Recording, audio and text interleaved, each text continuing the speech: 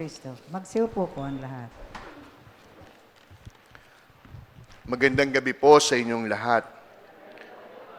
Nung nakalipas na linggo, ipinagdiwang natin ang Epifanya o ang pagpapakilala ni Jesus sa sanlibutan. Nagpakilala siya bilang isang Diyos na Emmanuel, ang Diyos na kasama natin, ang Diyos na kapiling natin. At ngayon, sa ikalawang linggo sa karaniwang panahon, muling nagpapakilala ang Diyos sa paanong paraan sa pamamagitan ng pagbibigay ng isang paanyaya. Nag-aanyaya ang Diyos. At ano ang kanyang paanyaya? Simple po lamang. Sa pagsisimula natin ng bagong taon, we renew our relationship with God. We establish our connection with Jesus. Nag-aanyaya ang Diyos sapagkat ibig niyang makipagtipan sa atin. At sa maraming pagkakataon, ang akala natin, tayo ang siyang naghahanap sa Diyos. Sa pakiwari natin, tayo ang gumagawa ng paraan upang mapalapit kay Jesus, pero hindi.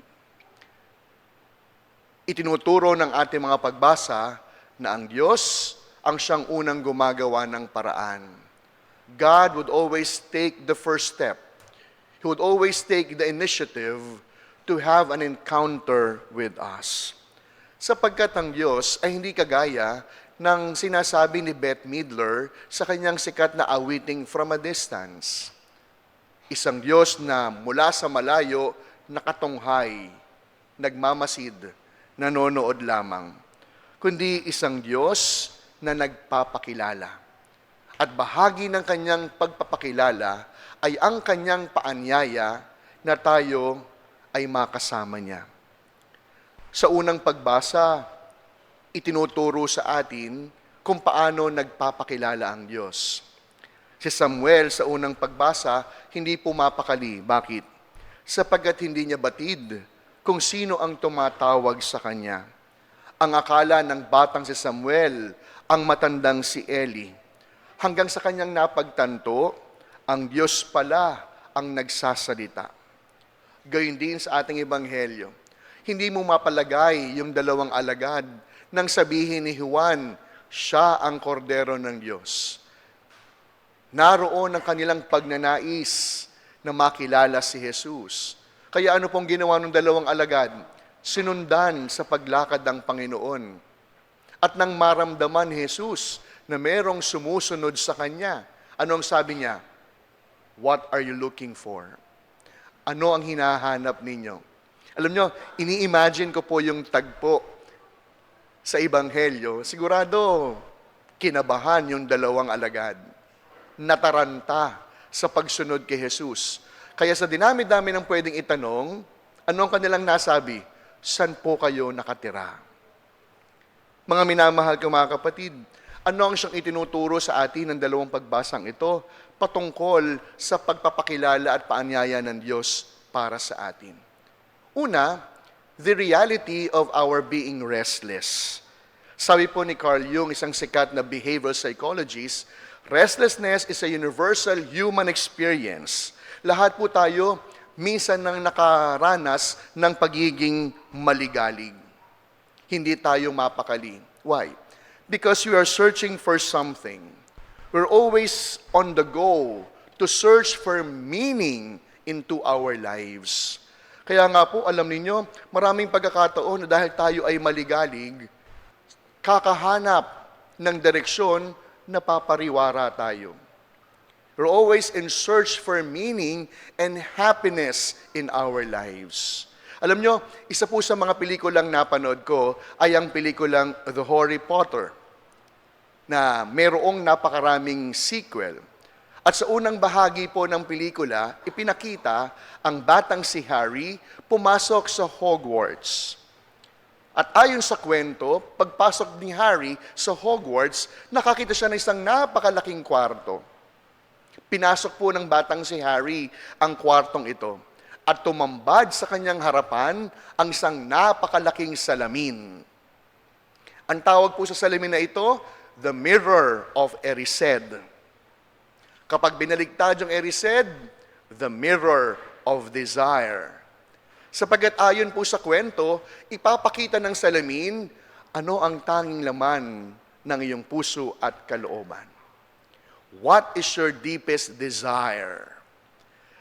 Sa mga nakapanood po ng pelikulang ito, ipinakita ng Mirror of Erised, pinakita ng salamin sa batang si Harry ang larawan ng kanyang mga magulang.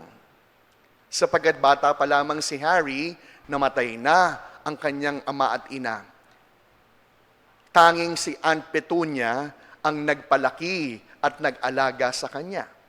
Kaya batid ng salamin, ano ang ibig ng batang si Harry? Ngayon po, imaginein po ninyo, meron kayong sariling Mirror of Erised sa inyong harapan. Ano po kaya ang makikita?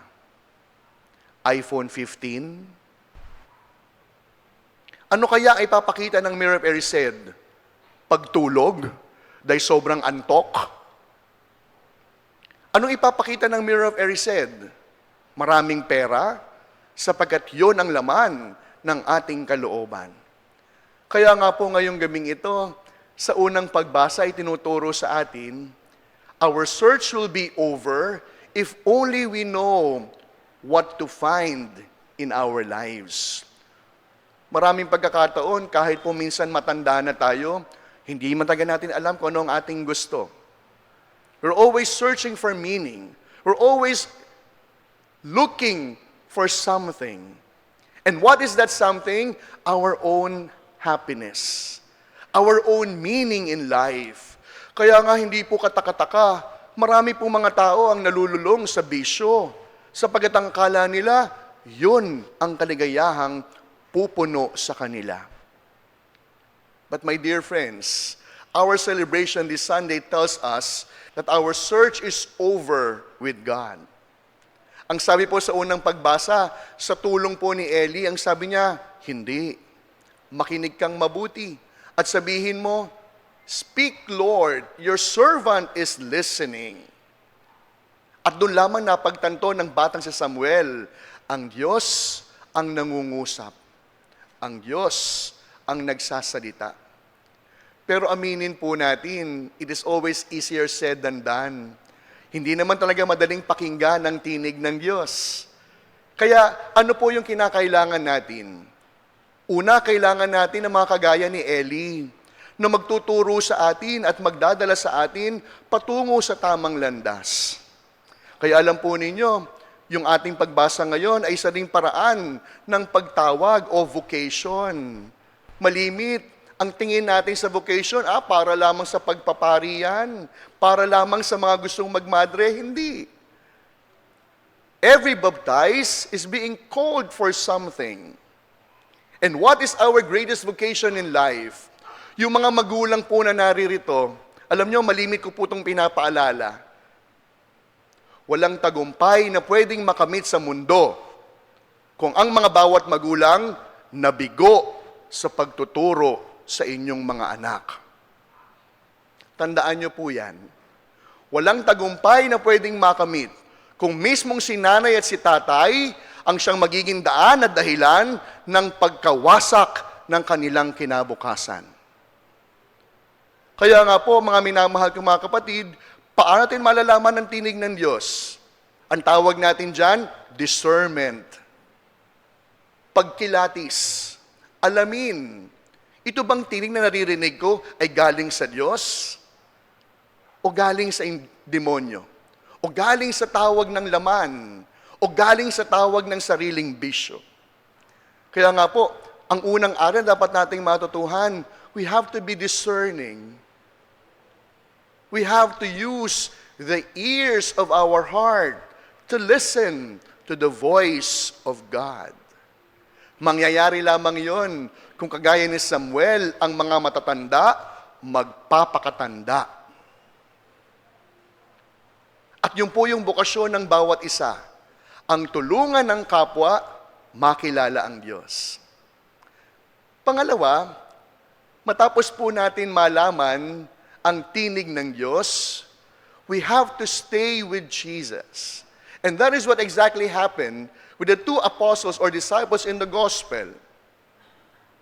Nang sinabi po ni Juan, siya ang kordero ng Diyos, they listened, they followed, and after they followed, they stayed. Kaya nga siguro dahil sa sobrang excitement at pagkataranta, sa napakaraming pwedeng itanong, ang natanong ng isa sa mga alagad, saan po kayo nakatira? Ang sabi ni Jesus, come and see. Come and see. Ibig sabihin, sumunod ka, hindi lamang para makita. Sumunod ka para iyong maunawaan. Maraming pagkakataon, marami tayong alam, pero hindi naman natin nauunawaan. Maraming pagkakataon, marami tayong binabasa, pero hindi naman natin naiintindihan. At ganun daw ang pagsunod sa Diyos. Dahil tayo ay mananatili, kagaya ng batang si Samuel, kagaya ng dalawang alagad. After we have found the Lord, we will stay with Him. Kwento ko lamang po. Meron po akong isang kaibigan, ang sabi niya sa akin, Father, ipagdasal po ninyo ako. Gusto ko pong makapag-asawa. Sabi ko, bakit gusto mo mag-asawa? Father, gusto ko pong lumigaya. Sabi ko sa kanya, hindi kita pagdadasal. Sabi niya, Father, bakit naman? Una, sabi ko, hindi garantiya na kapag nagkaasawa ka, liligaya ka. At pangalawa, kung ngayon malungkot ka na single ka, baka kapag nag-asawa na kayo, dalawa na kayong malungkot.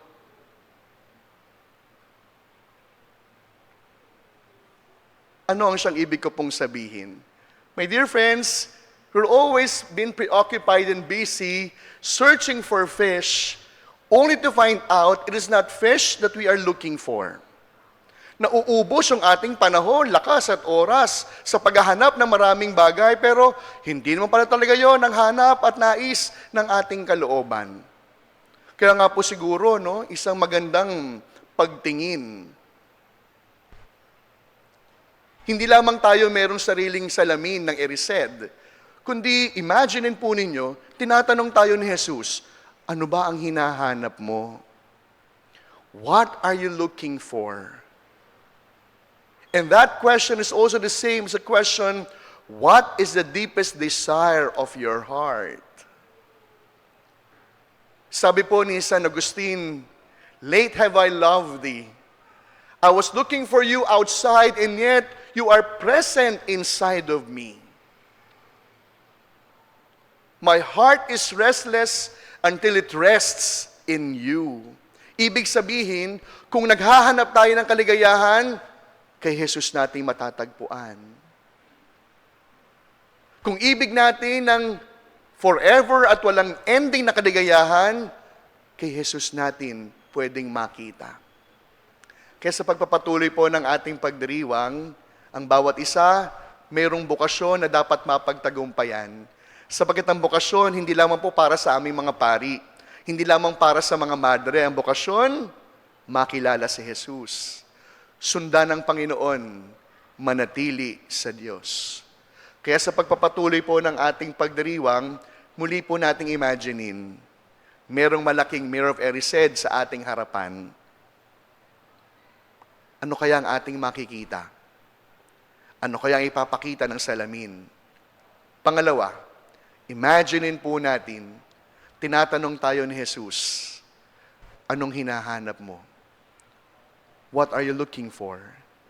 What's the greatest desire of your heart?